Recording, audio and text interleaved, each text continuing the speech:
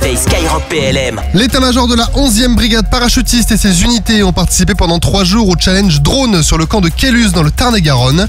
Les échanges ont couvert 3 thèmes majeurs: le combat dans la profondeur tactico-opérative, l'innovation et la mise en œuvre des drones. 8 équipes de télépilotes ont fait voler 5 systèmes sur 7 ateliers et ont effectué différentes missions comme de la reconnaissance, de l'acquisition du renseignement ou de la désignation d'objectifs en vue d'un tir.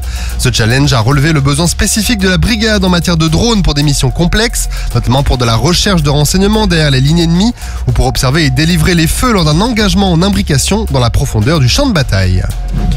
Dans le cadre de son déploiement en Méditerranée orientale, le porte-hélicoptère amphibie Tonnerre a réalisé un ravitaillement à la mer avec la marine italienne. Le Tonnerre, qui est déployé en mer depuis le 25 novembre, a en effet besoin d'un ravitaillement régulier en carburant et en vivres. Il a ainsi pu être approvisionné en carburant par le pétrolier ravitailleur italien Vulcano. Cette opération stratégique a permis d'éviter une escale et donc d'assurer la continuité de la présence du bâtiment de la Marine nationale dans sa zone d'opération tout en maintenant sa réactivité. De plus, cette première interaction entre le Tonnerre et le Vulcano permet de renforcer les liens entre la marine française et la Marina Militare italienne.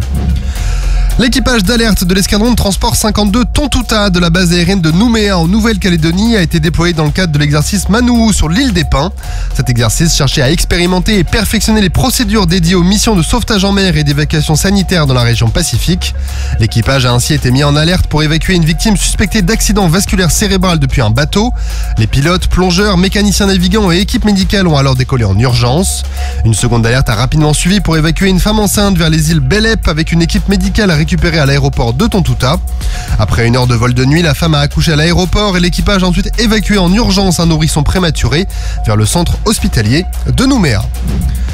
Le 33e régiment d'infanterie de marine stationné à la Martinique a mené l'entraînement sabre avec les forces armées d'Antigua et Barbuda. Pour cet exercice, les forces armées aux Antilles ont intégré le détachement antiguais dans une section de la première compagnie en mission de courte durée, appuyée par la 9e compagnie de commandement et de transmission de marine et des renforts du 19e régiment du génie.